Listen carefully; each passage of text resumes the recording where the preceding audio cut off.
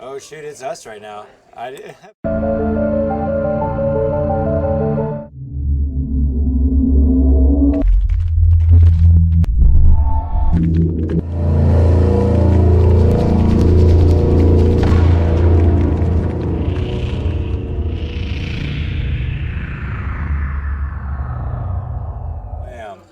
What's up, everybody? Back again, Warp Charge Gaming. I am George, and this is James and Chris, and it is episode 90, an even number.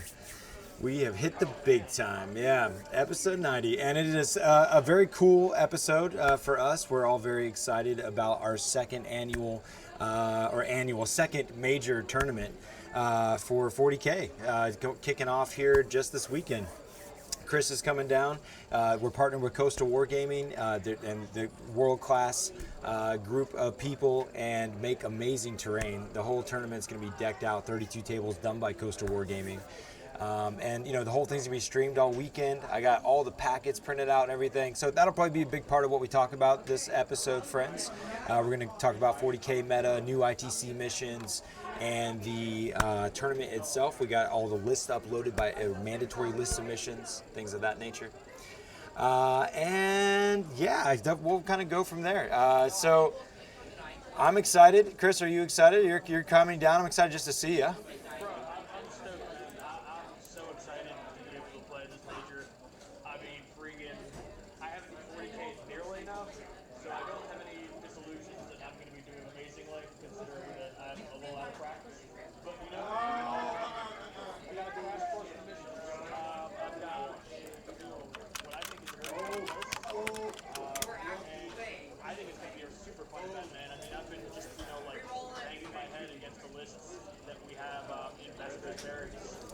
Yeah. There is some intensity coming up. How many times have you got the chance to try the Adepticon missions, Chris? The updated ones? Yeah. 0. Okay. 0 times. Okay. Yeah, we got our buddy Sheldon out there, Kill Team Stream. I'm glad you got to tune in live myself, friend. I hope you hang out with us for a while. It's an exciting time. We're talking about the Adepticon missions right now. Chris hasn't got a chance to play. The updated ones aren't too crazy. They mainly made the 4 main missions that they show in the Adepticon packet have more traditional deployment zones, even though there's still twists to those. I mean, even the Pointy Dawn of War is not the traditional Pointy Dawn of War. Typically, it's 9 from the center and then 6 inches off the corners. In their mission, it's 9 from the edges to the 9-inch. So it's a little bit fatter triangle. I don't know if you noticed that. And you know what's interesting about the missions is that we had to pick the 5th mission because the Adepticon missions were in draft state when we originally put up the packet, which there were 6 missions that available then. And then when they redid the packet, they didn't change much. They just kind of went with 4 core missions that didn't show you what the top 16 missions were going to be. So luckily, we still had the original draft, and the flavor of the Adepticon missions is still in those missions that they. And for all we know, the missions that they haven't revealed are going to be the ones we're using anyways. We went ahead and made a decision. I like the choice that I went with personally. It has a neat dynamic where there's your enemy's side of the table is split into like 3 types of zones, and depending on the objectives, the deeper into the enemy deployment zone you're able to capture, they're worth more and more points. So I thought that was just kind of a neat dynamic, and it gave. I like missions that make movement happen. There's a lot in 40K now that's powerful, and when it's a static army that sits in one place and just unloads ungodly amounts of firepower. So I like the dynamic of movement being something that gets rewarded. Without going on this tangent and focusing on Warp Charge Gaming, it seems like the tournament scene at large agrees with you, and when we eventually touch on the UITC missions, you'll see that there is a lot of shift away from the static kind of play. Oh, interesting. I'm glad to hear that. I haven't got a chance, it's been so packed and crazy busy getting things ready for the major. I haven't got to study the new missions. Plus, personally, even though I should honestly be participating in in kind of the process or the formulation of the missions, because that's the cool thing about the ITC missions is that it's community driven, And Frontline Gaming does a great job of using their resource of tournament organizers to think tank and draft and trial the missions. So it's been fun to watch them evolve. I've been mainly just watching the chatter from an outside lens, not really reading too in deep about what people are actually saying, but more just that there is a lot of conversation. And I trust our community is so large and well received that I'm sure that they can come up with what needs to be happening. So just kind of like I won't read into spoilers into a codex, I haven't looked too deeply into the ITC drafts because I'm just kind of waiting till the very end to play with whatever we get, you know? Just testing something, Sheldon. I'm assuming you can hear me better now. Hopefully. So the word is, tell me a little bit, Chris, about what you do know about the ITC missions. So they've completely revamped the secondaries. That's a big factor. Changing my camera a little bit because obviously I'm too far from my mic. But Oh god, I found it. It's my fault. oh, is it? Yeah, I was like the whole time like I can't hear you guys very much, and I cranked my headphones up to an ungodly level, and I just needed to turn this thing up. All right, there you go, Chris. Cool. So I mean, they changed the secondaries. That's a big factor. Most of the bonuses have been revamped so that they're much more relevant. Only one of the bonuses hasn't changed. They have brought objective placement on the player end to, I think, 2 of the missions, and the rest of them are static objectives. Kingslayer is gone, so there are some objectives that have just been removed. Some of the existing objectives have been modified. For example, like engineers, normally you only score 1 point a turn. But now, if you have 2 engineers on objectives and one of them is outside your deployment zone, you can score 2 points in a turn. So they're giving incentives to like, hey, don't hole up. We want you to get moving. They added a few other secondaries, such as like postmaster. Like you can choose a single model, not character, single model, and he can score a point every time he visits an objective. And if there are less than the total number of objectives, if there's less than 4 objectives, like there's one mission that has 3 objectives, you only need to visit 3 objectives to get all 4 points. They changed line breaker. Flyers can't score it anymore, and it's scored more easily now. I don't remember exactly how. Recon now you can score faster. You can get 2 points in a turn by having multiples of units in table quarters. Oh, that's fun. I like that one. They've added a few other specific ones where it's like they're really incentivizing going around the board. Additionally, there are 2 classes of secondary objective. There are maneuvering objectives, and there is, I forget what the other one's called, but you must have at least one of each class of objective selected, where the maneuvering is more movement oriented and the other one is more killing oriented. That's pretty cool. That's pretty cool for sure. Kill Team streamer Sheldon says that he likes the new Sappers objective. Oh, that one is super interesting, actually, George. I think you're going to like that. It's kind of like reverse engineers. You pick a unit and you score basically a point for getting on an objective with your sappers and making it unscorable to your opponent. Because the sapper is like, hey, guess what? Now your opponent can't score this objective. Even if your opponent has OBSEC, you don't need to control the objective. You're just like, hey, I rolled up on you in your objective scoring zone, and just because I'm a sapper, you don't get to score it now. Weird. Whoa. That's But caveat to that is sappers cannot be targeted by any abilities that make it impossible to target them. Okay. That's pretty wild for sure. They're definitely getting dynamic there. I appreciate that. It was really a total overhaul in a lot of ways. So, I think it's a very good mission set. One of the main topics I've seen that popped up in my peripheral is the who goes first and like how deployment works. Yep, that changed a lot. So what's kind of came to the conclusion of how deployment and who goes? How's that? I don't recall the exact order, but now basically the player who rolls to pick their deployment zone gets to pick the deployment. Well, they get to roll on the deployment map, and they can re-roll that up to once. Right. So, like, if you roll a deployment map you don't like, you can roll it again. Sure. So I have an opinion on this. Go for it. So the way it goes is you first go up to the table and you roll to see who goes first. That's before you even know deployment or anything. You roll to see who goes first. Right. And then the person who lost the roll-off rolls for deployment zones. And then if they don't like the deployment, they can roll again. Yeah. Now, some people are saying that they should be able to choose, but that becomes way too overpowered. Where I think it should be, instead of like a roll again, because you can just get the same results or you just get something else you don't want. It should be +1, -1. If you roll a 6 or a 1, you just get that penalty for rolling too hot or too cold. Like it should be +1, -1. And if you do that based off of how it works out, you're always going to either get a shooting deployment or a combat deployment. It just works.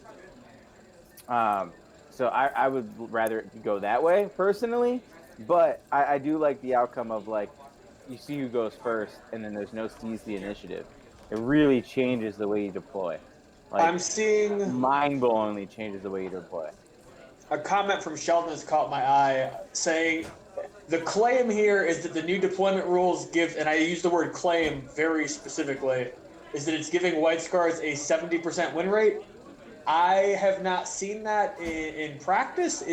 I'm skeptical, but I'm not sure where you're getting your info from, Sheldon. Is that already on 40K stats? Because I'm assuming he's saying that Frontline Gaming did the math, and the new deployment format gives White Scars 70% win rate, which that's pretty wild. I don't see why not. You know, I don't really see how. I guess because they know that they're going first and they get to deploy with the knowledge of how they're deploying. it just feels like a lot of factions have redeploy mechanics. Because usually, like James is saying, is the first thing you do is roll turn before deployment, so you don't even know that, or you know, typically you don't get to know who's going first when you're deploying, and that's a big deal to deployment. Now the game is totally flipped on its head if you get to know whether you're going first or not when you're deploying. That's a whole different piece of information that we've had forever, you know. There's also not alternating deployment now. Now it's like, hey, you deploy your whole force. Well, that was the thing. There was a lot of discussion on that. I thought that they inevitably went back to that it's more fair to do you go, I go. But no, I'm not, yeah. I have a feeling it's more of a time thing for tournaments, in my personal opinion, because it's a hell of a lot faster to deploy your whole army than go unit by unit thinking. Oh yeah, it's great for time. It's healthy for time. Yeah, so I think that's more or less because it is the tournament circuit. But one thing I ask you there is what do you think about when somebody puts down a model and then goes to the next? Are they able to touch the model once they put it down? Or is it like, let me set up my optimum deployment and shuffle my stuff around for the most ideal situation? Or is I put down a model and you can't touch it again? Oh, you messed up in how you put it down? Is that you know, because people will play that so loose if they don't write. So there's no etiquette to that now. So my feeling is the way you raw is you can just do it until you say, hey, like I'm done deploying, and it's now the next person. You can't touch it after that. But I would presume like, that way is more comfortable, more fun. Like, yeah, it's on the good. I think that's the better side of things. But if it is like chess, you touch it, your hand came off, you're done. That definitely is how you screw up your deployment. Yeah, but I think the way that it changes the deployment the most is the whole fact of you're never going to get caught off guard as far as seize the initiative. Because they took it away, right? There's no seize. Yeah, there's no seize the initiative. Dude, I'm saying that's a totally different game if you go first and you know it. It's a crazy different game. Because you can now like not have to bubble wrap out because nothing's coming in until turn 2, or you know you're going to move before they can come to you. Yeah, whoa. And what's really crazy is if you're deploying first, you can literally put people in their deployment zone through infiltrators. Yep. Like infiltrators are huge now. You can now put them in positions where if they have infiltrators, because they're going second and deploying second, they can't come out of their zone. Oof. So Wow. it really changes some shit up where you're not worrying about behind you or you're pushing people too far forward. It changes the game dramatically for me. Oh man, it's a whole different one, and that really is thrilling. I'm just honestly a little surprised for Frontline Gaming, you know, guys being a lot like kind of the play testers. They seem to be. I felt like they've gone to directions like their hand was slightly guided by GW, but this almost proves really to flip that on its head and how much it really is community driven for something that's wild and different, you know. Like Well, that's I think that's not they're rules trying to written. get more normalized for tournament play, and honestly, Seize the Initiative generates field badsies. And if you're taking that away, you're putting just generalship into the first. Like, all right, I know if I win this first roll off, I'm going first. I deploy that way. Wow. Yeah, that changes everything. I Yeah, so wonder. like the missions to me don't even matter compared to Oh, that. I Like, know. that's the Yeah, biggest thing. that rocks my Because like world. just deploying was crazy. I deployed in a way with my berserkers and everybody where I literally crowded up on the front line. I knew I was going first. I knew that they had to jump and all these other things that can get behind me. But because I was going first, I can maximize my movement and then make my bubble wrap when I wanted to. I didn't have to do it in deployment. Man, dude, It was a little wild. It sounds amazing. Those ones, Loyal dropped a great one. He mentioned that he's stoked about the Reaper now being every wound inflicted instead of every model. Yep. That's great. Yep. Oh, I'm Yeah, loving and then the this. way they did the Intercessors. and Titan Slayer is now monsters and vehicles. It's every 10 wounds. Oh man. Gangbusters can't affect troops now, so stuff like what's it called? Custody's troops and Tyranid warriors and what's the other one? The Admech troop, the Breachers. Super good because they're not vulnerable to gangbusters now. Man. There's also something almost like Reverse Kingslayer, where you pick a character and there's a list of conditions where they can get a point. There's like 6 to 8 conditions. You can't double up on any of them, but like your one character, it's like kill a character unit, kill a non-character unit, deny the witch. Like it's literally super good for stuff like a demon prince rolling around the field. Like, hey, let me smash stuff. Wow. I'm really, really excited about this. This is awesome. Yeah, I mean, I've had my list pretty standard for a while, but because the way the missions have changed so much, I'm going to have to do a lot of playtesting and rehone my list to optimize it for ITC. Because, this the way you deploy alone changes it. The way your secondaries works now changes things. You don't no longer have to worry about drop counts because you're just whoever goes first goes like it's just how it is. Yeah. So like your drop counts don't matter. Man. Your amount of wounds on the table kind of matter. It really changes some shit up.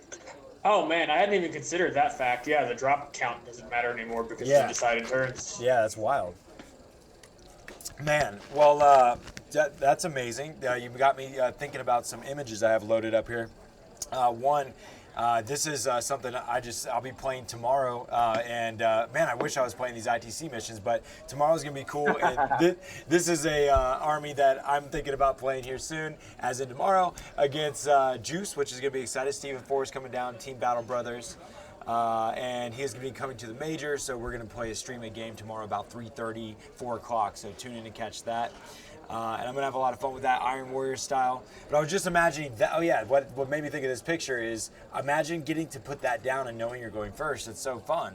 I'm right on the line, and here I come, baby. Soul Forge pack, that sounds like a great time. And then speaking of... Dude, and what's crazier is like, you can put your characters on the front line. No one's not going to get shot at. Yeah. Unless you're going against Chaos with that one special attachment where they can shoot before you go. Yeah, totally. It's wild. That is totally wild. Speaking of Tyranids too, Chris, you were mentioning, I wanted to show Mike here getting hooked up at Battlegrounds this week. This is actually just maybe yesterday even.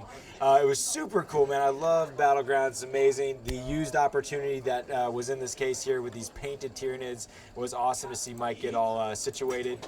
We sent him these pictures to Chris, making him drool. I love this old school, I think that's a Carnifex. Red Terror? Yeah, or this is Oh, no, that's a Hive Tyrant. That's an old Hive Tyrant. Yeah, Yep. not Winged. Remember, I think at Adepticon when we saw that really old school one on that crazy big display and it had the big wings. That was the only other time I had seen the old school Hive Tyrant looking beautiful like that. That's not even the oldest one, but that is definitely a throwback. Like, my God, it's you can see the aesthetic change massively. Dude, the lower claws are the same claws in the Keeper's Secrets. Yeah. Yeah, I was so stoked for him, man, and he just really got a bunch fleshed out there. And then I want to show you guys just while we're talking about Battlegrounds, let's give a quick shout out and reminder that there is a Sam Lynn's paint clinic going to be going down here at Battlegrounds, a very awesome and exclusive thing that we're going to have. We're excited to be able to have it, and it just feels really classy, very classy. You guys won over 7 Golden Demon Awards, So that's going to be going down, and I hope you check it out. But I really want to show you guys the pick of all the tourney stuff done. Yeah, check this out. So got some golden trophies ready. Got my table numbers ready last night with the cool Coastal Wargaming, Warp Charge Gaming logo that James made. All the Adepticon. I killed probably 3 or 4 trees, printing out the amount of Adepticon packets that I printed. And then all the awesome objective markers. Thank you to 3D6 Gaming. You guys should check them out. They will definitely hook you up with a great deal. And tell them that you saw the Warp Charge ones, because we want them to keep hooking us up too. So really looking forward to the event. Everybody's going to get a set of those objective markers. This weekend's going to be nuts. And that's the other big topic of this evening, is talking about the event itself, as far as I have here. I'm pulling it up on the screen. I'm actually covering your guys' faces right now. My apologies. How dare you? But this is the look Best Coast pairing and the event for this weekend. Chris, do you remember the faction breakdown? I don't know it all by heart. Approximate. I know. Yeah. So there was, I want to say, 15 general chaos keyword lists. There was at least 6 Iron Hands lists. There was both 3 Ashurani and Eldari lists. 0 Orc lists. We have 1 Gene Stealer cult player. Cough, cough. 2 Tyranids players. I think it was 2 Necron players. There was something like 4 Guard players. There was 4 3 Tau at players. the Militarium. Yep, 3. Yeah. Is there literally there's no orcs in here? No. I'm the closest thing we have to an orc list on body count. Dude, that's crazy. Come on. Come on. Well, just because I got it pulled up, we'll start with, I want to hear some of the lists that you thought were particularly scary, just for funsies. I imagine that Juice will be playing this list tomorrow, so this looks He's like playing Iron Hands. Right, and this looks to be in duplication. There's several Iron Hand players that obviously are taking some of the best things. We were mentioning there's a lot of intercessors in the event, right? But we got the dreaded Centurions. This Grav Cannon, Grav Amp Devastator squad is going to be bad for my super heavies. You guys just saw the list. I'm going to be playing against this. Oh yeah, we had one Grey Knight, one pure Grey Knight player. There's one successor Grey Knight player as well, but like one pure Grey Knight player, which is interesting with all the amount of chaos lists. With 15 chaos lists, a pure Grey Knight player should do some work.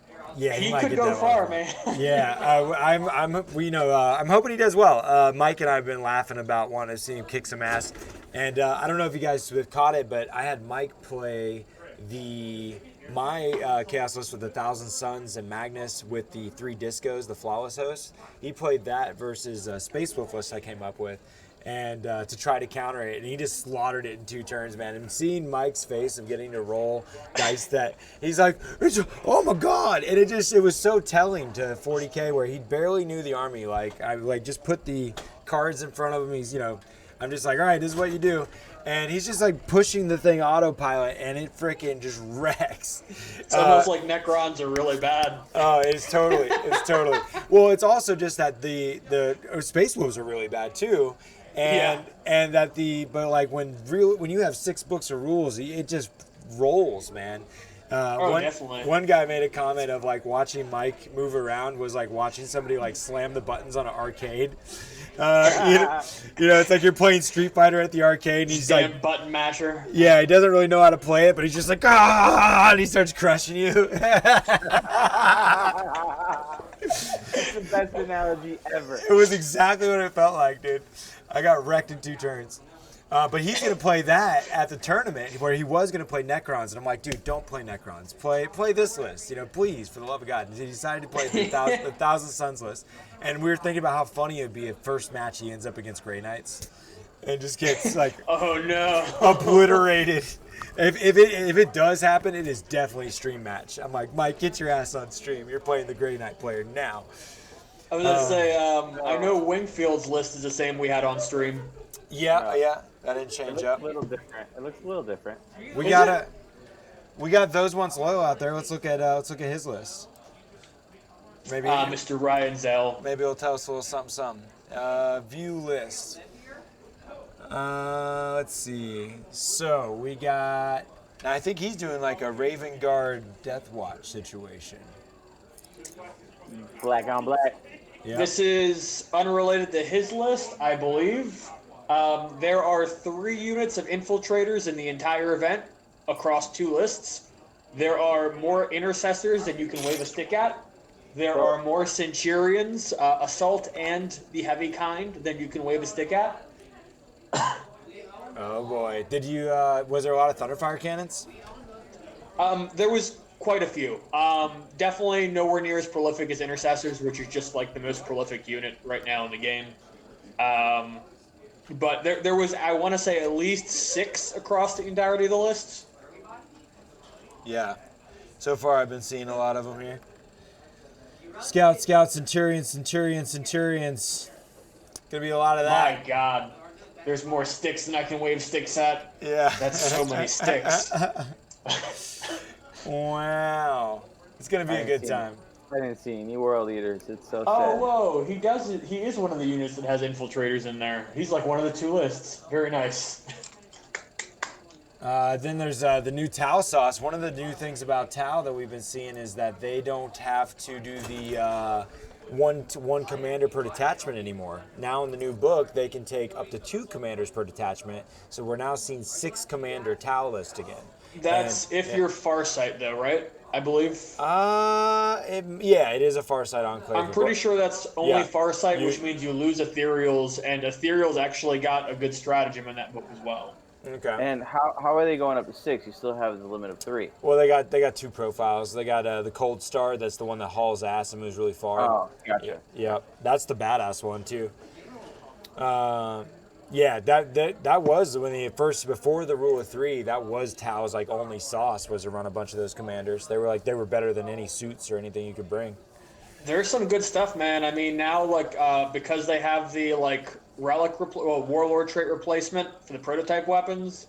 I mean, one of the big ones everyone's talking about is the unit of broadsides with the relic, or not a relic, the prototype rail rifles, where like the whole unit gets it. Very solid. Oh, Very solid. Oh man, the one that does 3 damage plus D3 and does 6 automatic shots. I think that's the Riptide thing. Oh, that's I the could be wrong. Riptide. No, that's the Riptide thing. I misheard. What was the one you were describing again? This is the one for the broadsides, the heavy rail rifle. They're just, I don't remember the damage output, but I remember just like, it's been very knee jerk, like, hey, like, oh wow, this is like really dumb good. Like, Yeah. Well, that weapon, I always took high yield missile pods, so I'm kind of glad that it has something worth taking the rail rifles, because it does look cool modeled, you know? yeah. But yeah, still, Tau's scary, so yeah, it's a fine line. It's kind of like Zinch Pink Horrors. It's a fine line of being broken or not broken when they play with those rules. One of the big complaints. It's broken, bro. One of the big complaints you seem to have a lot of people say is that they don't like the fact that it's kind of like biomorph adaptations where like the whole unit will get the prototype weapon. Not because that's unfair, but mostly because like these new prototype weapons are so auto-include. But like that's kind of more of an internal codex problem because you trade out a warlord trait for it. And it's not you trade out a warlord trait, you trade out a relic. That's right. That's right. You trade out a relic. You basically get signature systems or prototype. But the thing you trade out, at least based off the core rule book, it's very much like auto. Like, why wouldn't you do this? Like that's kind of one of the bigger complaints I've seen. It's like, dude, like this is so much better than what we're losing. That on the competitive level, it's almost dumb not to go with the prototype weapons. But you know, like that's almost not a valid criticism because I feel like that's what ends up happening with like the vast majority of internal codex balancing. You know what I mean? Well, yeah, it's like they could have said it's easier to. Versus saying like, hey, your detachments give you less CP than somebody else, they built in like an internal CP debuff by saying like, hey, you're going to be really powerful with this shit. You get 3 less CP if you want to take 3 of these weapons, you know? Yeah. Well, and I mean, it's like, you know, like generally in a given faction, like it's like you're trading a relic, but like it's not like the 9 relics most factions have all get equal use. It's like they're playing the same number of relics regardless, basically. Like it's the same 3 getting played over and over and over again. Yeah. It could, I mean, dynamics is also, you know, variety is the spice of life, you know? I agree. I mean, and you know, in a perfect world, we would see it more internally balanced, I think. But Yep. So here's hoping that I want Tau to be cool, but I hope that it's not a Tau tournament. Last time it was Tau on Tau action at the top table in our major event in July. We are planning to do our third major event in July once again, and to kick off like we did for Nova. So a little precursor there. But yeah, I hope that it's not Tau on top table. I would love to see Chaos versus Grey Knights at the top table. That'd make me just my heart sore. And then some Imperium player would sneak into second or third for better win rate. One thing I'm not really prepared for, guys, is the differential scoring at the event, because that's Adepticon definitely does differentials, right? Yep. Yes. I'm gonna Because look. the amount of people. Yeah. I'm gonna look that up right now to make sure. It's basically just that you add the difference and they subtract the difference, right? Yeah, the loser subtracts the difference, the winner adds the difference. So it makes the oof. difference in scores more pronounced, generally. Yeah, it can hurt. It really is though. Like if they just did the plus and not the minus, it wouldn't feel so bad. The minus is where you can end up with a score of 0, The thing is too though is that if you're a player that absolutely crushes your opponent, it's gonna hurt you. It's gonna help you less than it hurts your opponent. It's basically saying hey, if you're cap score already without the differential, you're not really getting a whole lot out of it. I feel like it serves better to help bracketing. Hey, these players consistently performed in this bracket because of the differential versus otherwise. Yeah. I don't know if that makes any kind of sense. No, yeah, definitely. I like those ones. Was big strategy, storm shields. I like it, buddy. I don't play Mike with that strategy. Oh, he's asking, what am I dreading playing? Anything Imperium. Yeah. Yeah. Yeah, I'd have to agree, man. Really? That's interesting. I mean, some of those Imperium lists didn't look too shabby. That's fair. Honestly, yeah, I mean, I haven't had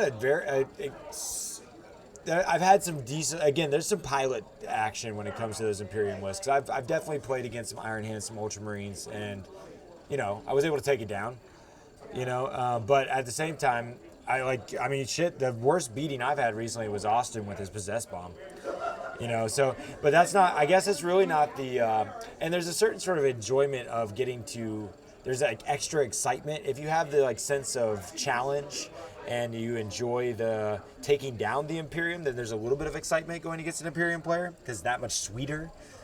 If you take them downtown. Once Loyal asked what would be our dream matchup, and honestly, I would love to see Austin and Juice on the stream. That would be dope.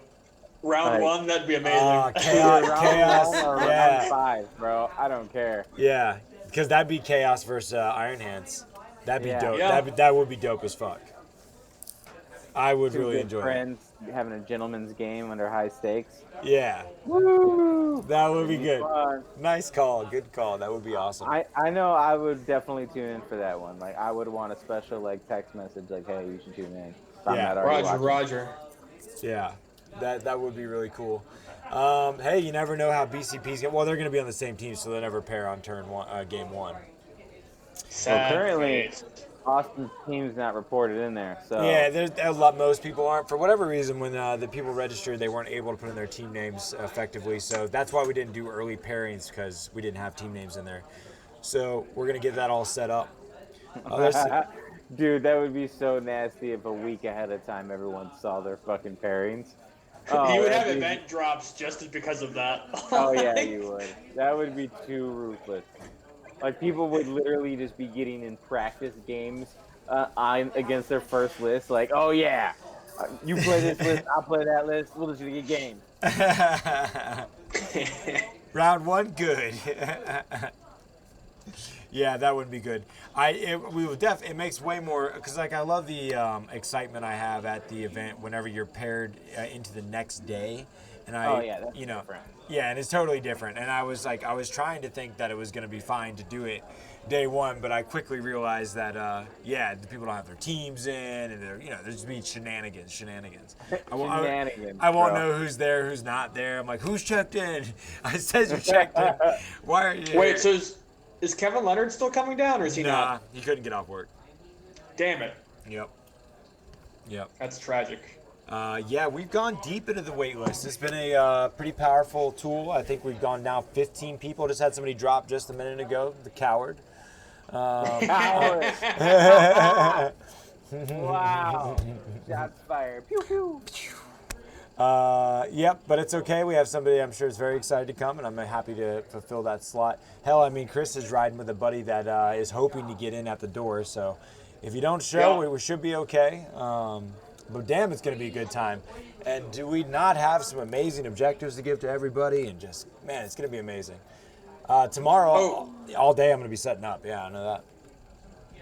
Yeah, man. I was gonna say, I'm excited. I got to pick up some movement trays from Senor George because my army is a pain in the dick to move around. Yeah, I got him for you. You're already set. Man. They are aside. I got You had your fancy case, bro. Oh, I've got him too. But like for like moving around the board and deploying, like I'm still gonna want this. Like I have a few, but I don't have enough. Yep. When do you think you're gonna make it in, Chris? Probably like 10 p.m. on Friday, because I'm not gonna be able to leave probably here till like about 4. Yeah, bouncing the battlegrounds, dude. Setups at 11 p.m., baby. I mean, hey, if it's gonna be open.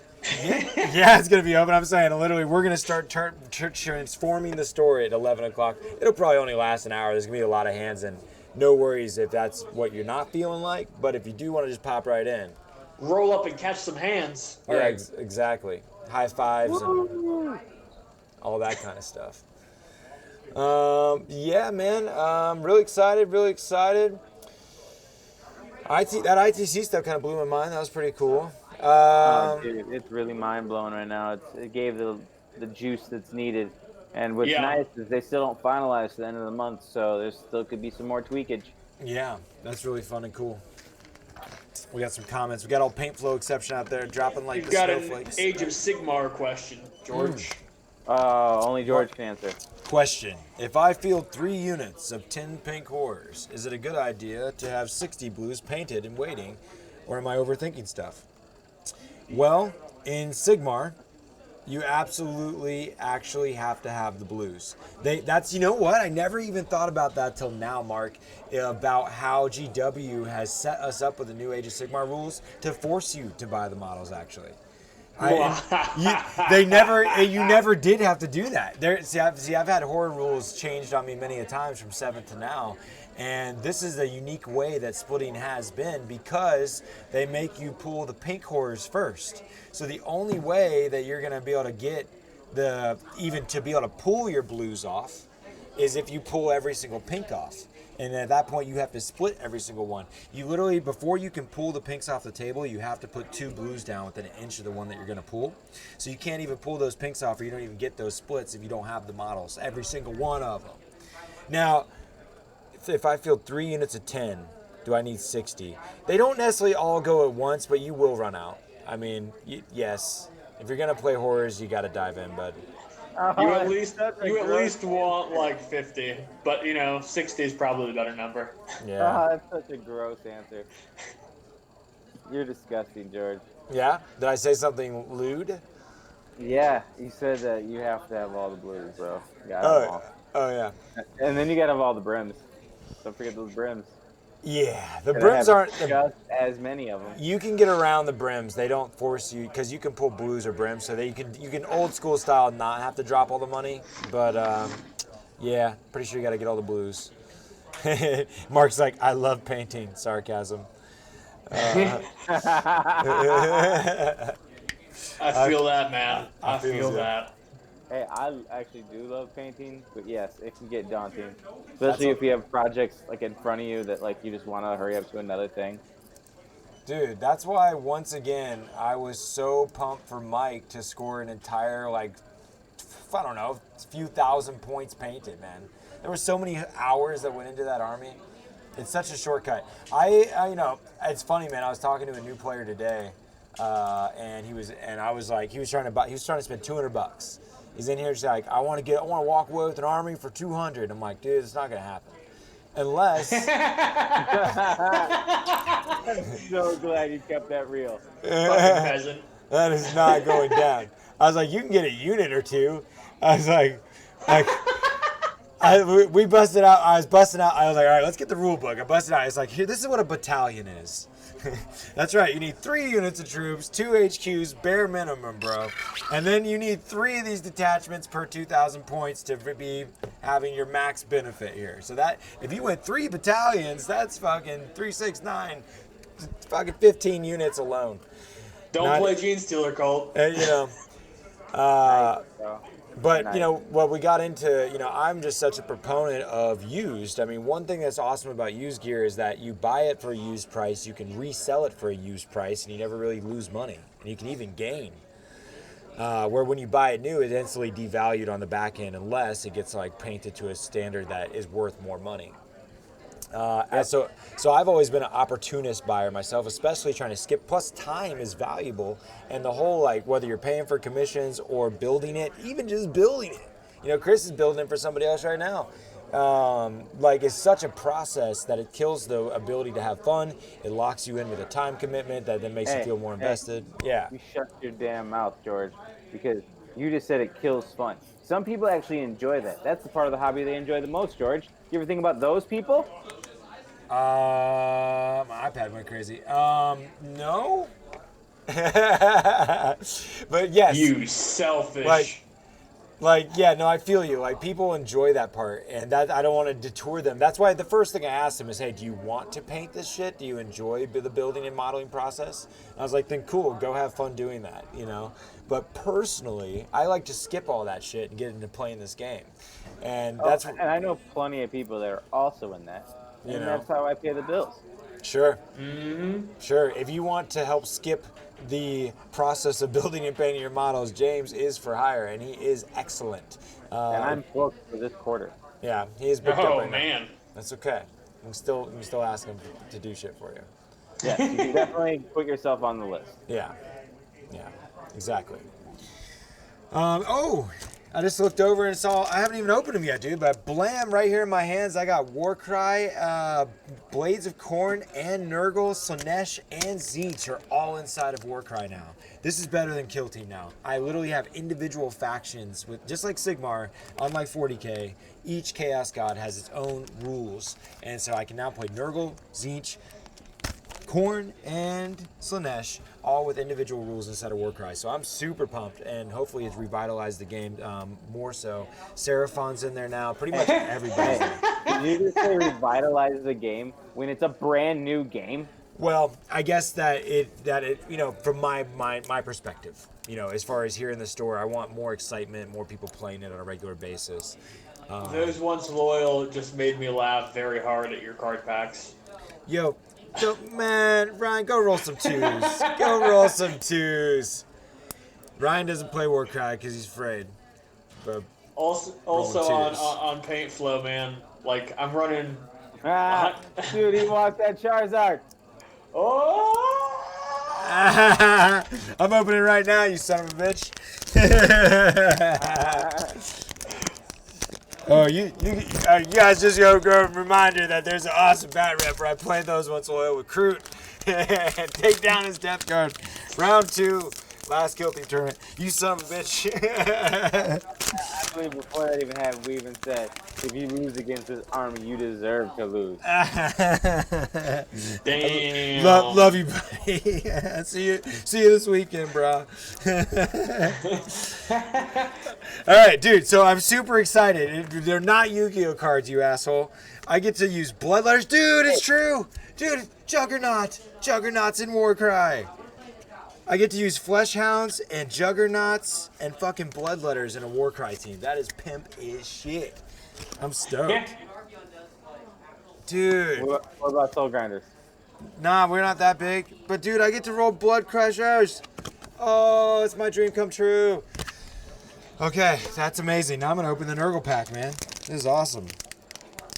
Oh, I was asked, since you mentioned Nurgle earlier, right now, those ones will ask what's our most favorable matchup.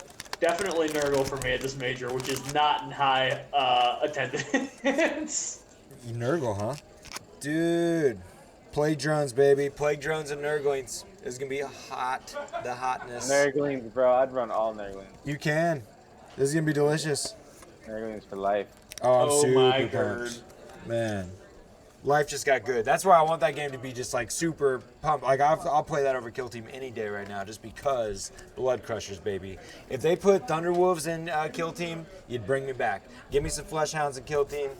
I'm all about it. But I'm still playing Kill Team, obviously. But God, Warcry's way cooler. Warcry, that's amazing.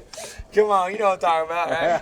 Come on. Dude, that's hilarious. He's showing some old references. Some zingers, man. Getting you. He's What is getting you. What is he doing there? He's getting you, bro. He's getting you.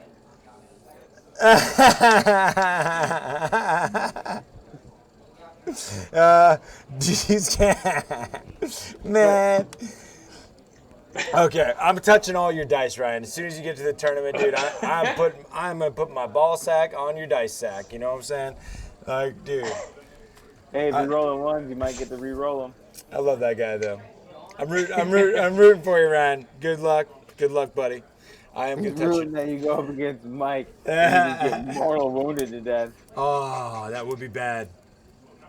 But yeah, if you put Warp Charge Gaming instead of those ones loyal, maybe you won't get paired match one. But maybe now, you know, change your team name, or else you're gonna fight Mike and it's gonna suck. Just saying, the 3-up invuln will not matter. Yes, Fogs are the best. Oh my gosh.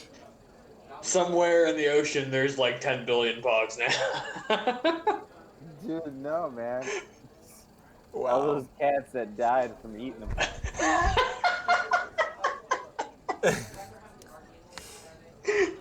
Oh, man. Wow. Dude, I'm gonna fucking throw a torpedo slammer on your ass. You're all a bunch of Shit. All about degenerates. that flick in the wrist. Nice.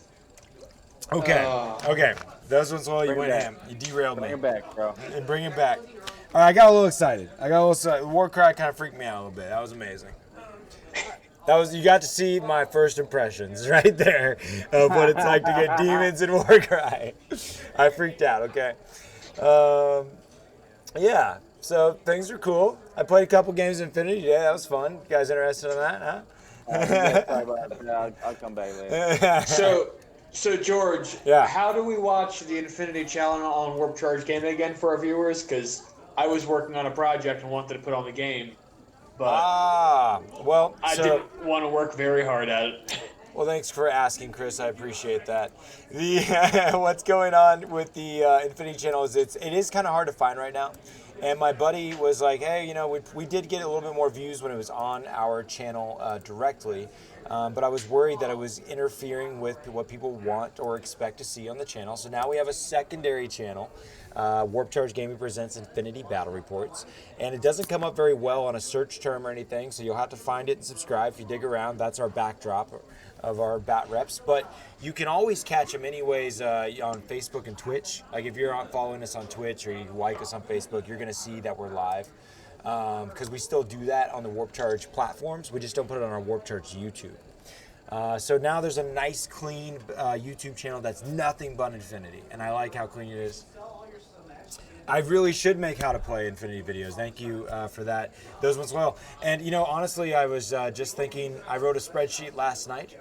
And it was very prolific, if I do say so myself. And I need to get on the ball and be disciplined about education. And like people have been asking like about the stream rig and how we have it set up. And you know, I want to get all that easy to digest for an individual without having to repeat myself all the time. James, you're back. Word. We didn't talk about Infinity too much, man. All right, cool. It's good to see Bobby out there. He says he missed the stream so much. It's good to see you out there, buddy. I don't know where you've been for a while. If you've been missing us, but we're not going anywhere. This is episode 90. We'll be here next week. We'll be here all weekend. There's gonna be 5 rounds streamed this weekend. There's a match tomorrow that you should definitely, if you're available, check out. If live, if not, it'll be posted on the back end. But man, I can't wait to throw up these crazy super heavy lists, man. Also, I mean, definitely tune in for that. definitely tune in for that. But Saturday at 11 a.m., man, don't It's not on. tune in for the major. It's It's gonna on. be awesome. Yeah. I mean, I'm gonna be there in person, so I won't be tuning in. But like if I wasn't going, it's what I would be watching. I feel ya. It's gonna be cool too because I'm partnered with Coastal Wargaming for the event. I'm gonna have a lot more manageable time of being interactive with the stream and creating content of the event. So like last time, like there's a special feature playlist on our YouTube, and you can watch the like kind of music video that I made for the event last time. There's like a montage to it, and I'll be creating that again. But we have a fourth camera now, and I'm able to put a GoPro in we'll have a kind of a secondary view of what's happening at the action. So it's going to be one of the best tournament filmings we've had as far as presentation. It's going to look nice. It's going to be sweet, high class. Plus, I can't wait to get all this sweet Coastal Wargaming terrain up in here, and also then add it into the Battlegrounds collection. And then for every tournament we have for the rest of the forever is going to be using this amazing terrain. So it's just going to be great. But can watch the replay. Oh, okay, nice. Bobby's going to be playing an event this weekend himself. I hope you have It's also going to be good time. on Sunday for day 2. So if your event's only on Saturday, definitely tune in for day 2. Yeah, especially because that's the championship round. That's right. Yeah, the finals. And if you're into Best Coast Pairing, if you have a subscription, you're able to monitor events in real time, and you could actually be following the win-loss record and everything like that right there on BCP, and take a look at all those lists that we were pulling up on the screen earlier. So support Best Coast Pairing. They are awesome, and you probably, if you go to events, have the app already downloaded because they are kind of the premier tournament running app out there. Muy bueno. Heretic Wargaming USA gave us a shout out for the BG event. Oh, cool. That's pretty cool. I'll appreciate that. Nice. So George, are you actually on standby as a ringer for this event? No.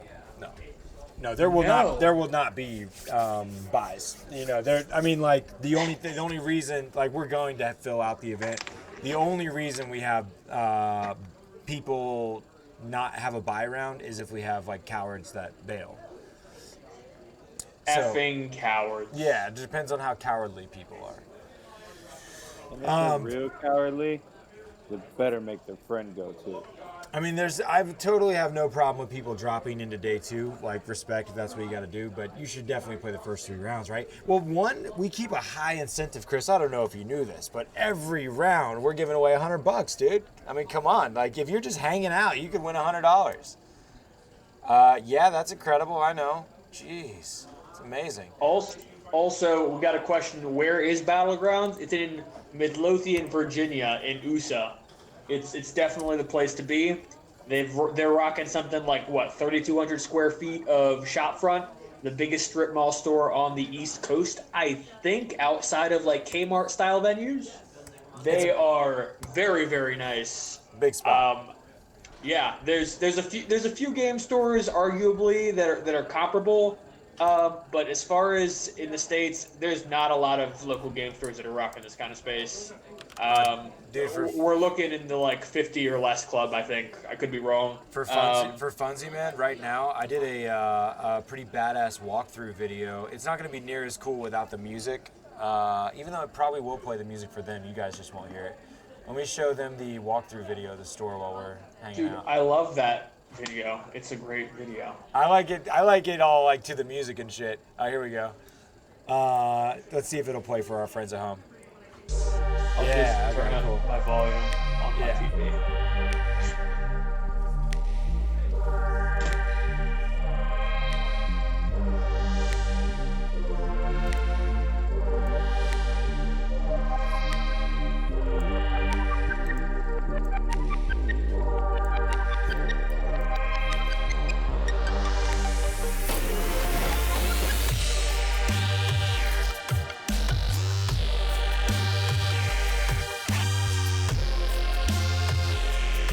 Can they hear us?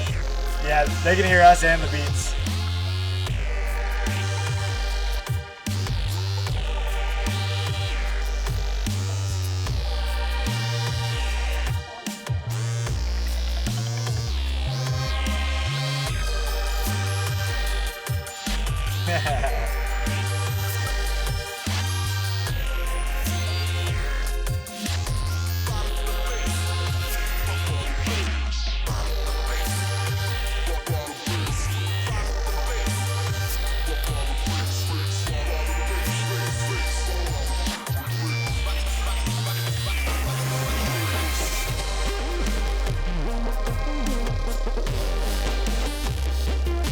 You like magic cards, we got binders for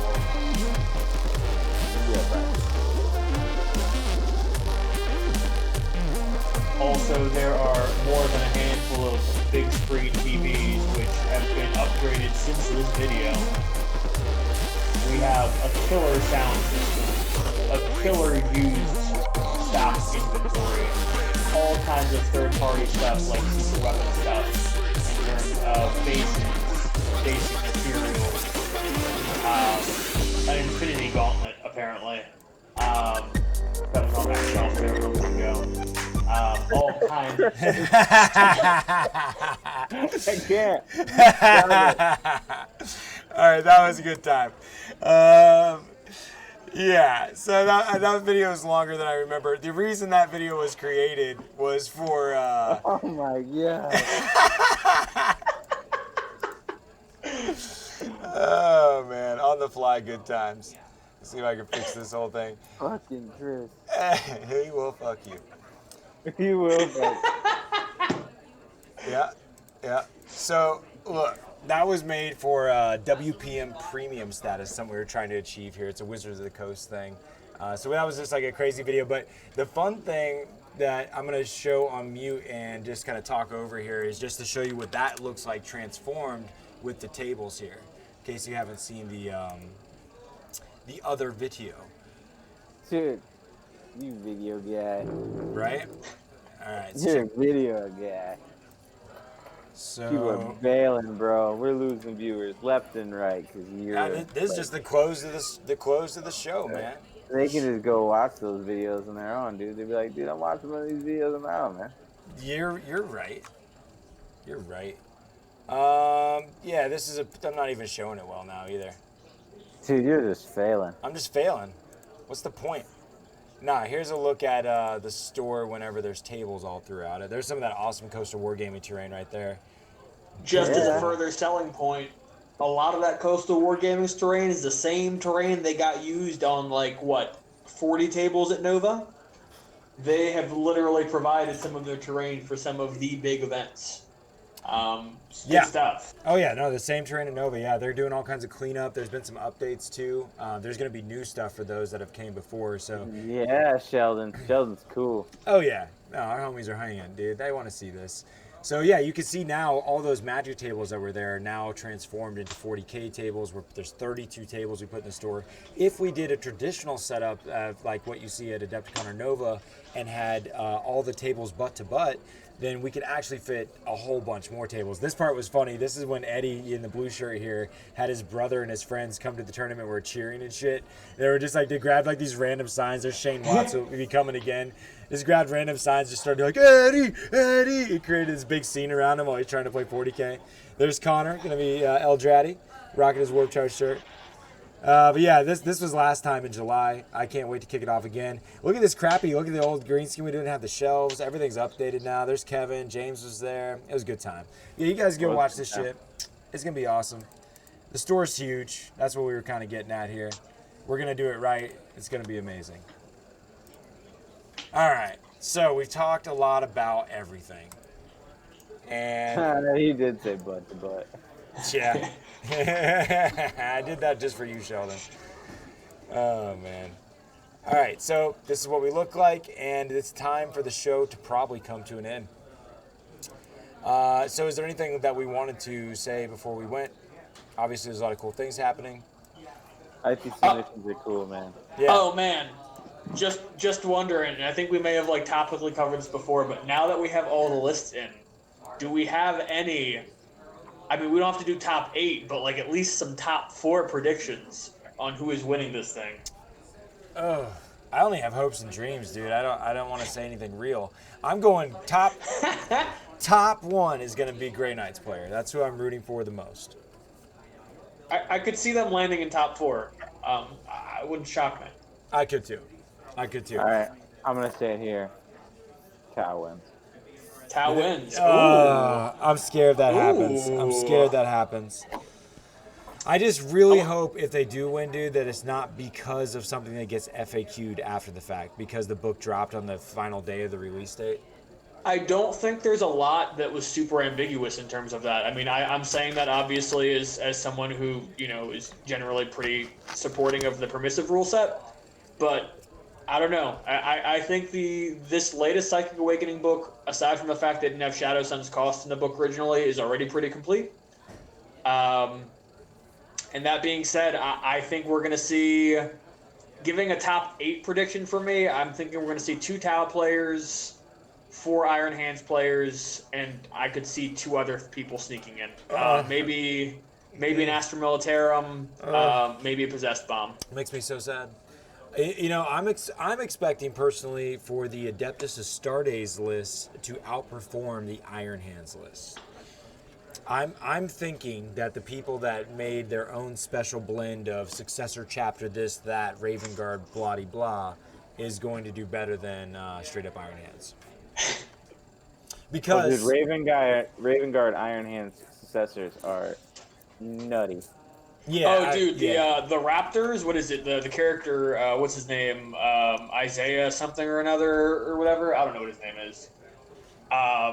They're good, man. I mean, you're seeing a lot of play with that just because of the strength of redeploy. Yeah. That should definitely be interesting. I really don't want to see Imperium or Tau at the top. I'm okay with them sprinkling the top 10, but I just don't want to see like consecutive second, third, fourth, or anything like that of any one faction. Hey, you want to see a nice split. What's dope is if that does happen, best Chaos player could be like 8th and still do all right. That's true. I mean, our players are going to be fine. I think I showed up on the screen here a minute. Yeah. I mean, look at this prize support, dude. Like, that's totally right that if it is all top 10 as, like, let's say Imperium or whatever, or Imperium Xenos, then Chaos can be in 20th place if that's the closest, highest Chaos playing score. But Austin's playing Chaos. I don't see that happening. I'm sure Deuce knocks him out early on, bro, and then he goes against a killer Taos guy. That are Grey Knights. Double loss and bring him down. That are Grey Knights. I am excited. I hope the Grey Knight player brings a saucy painted list because I want to throw him on stream so bad, and I hope he's cool with it. And wants to get on there. So I don't know the player. I hope he's competent. Yeah, we just haven't got to have Grey Knights in the scene, and I want him to go wreck. So, yeah. Also, I think whoever has the most troop models should get best orc player. I mean, I'm super biased because I would walk away with 2 best factions in that situation, but no orc players, man, not a single one. Yeah, that's wild. Oh, Bobby wants to know what's his list. Let's see if we can navigate that before we jump off. I'm still having fun. I'm streaming off my phone, so if you could pull it up, George, that would be optimal. Yeah, I'm going to try to do it all special like here. Buttons are being pushed, things are happening. I'm doing stuff. There we go. Okay, so let's find the Grey Knight player here.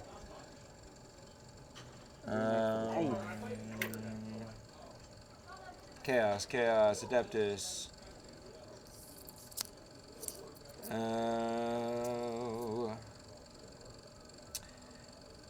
There's a lot of lists. Iron Hands, Blood Angels, Imperial Fists, Raven Guard, Iron Hands.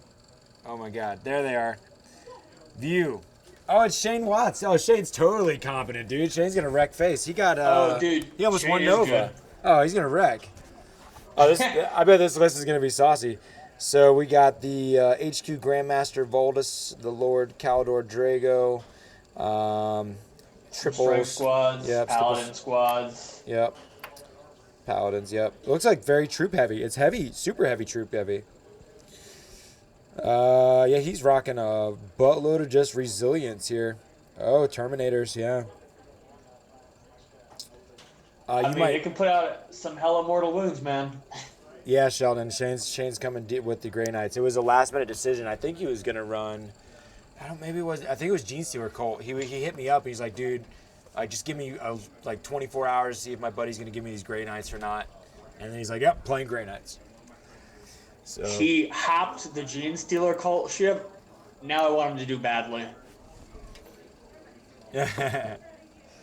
there's the list, friends. Oh, I like how Paladin.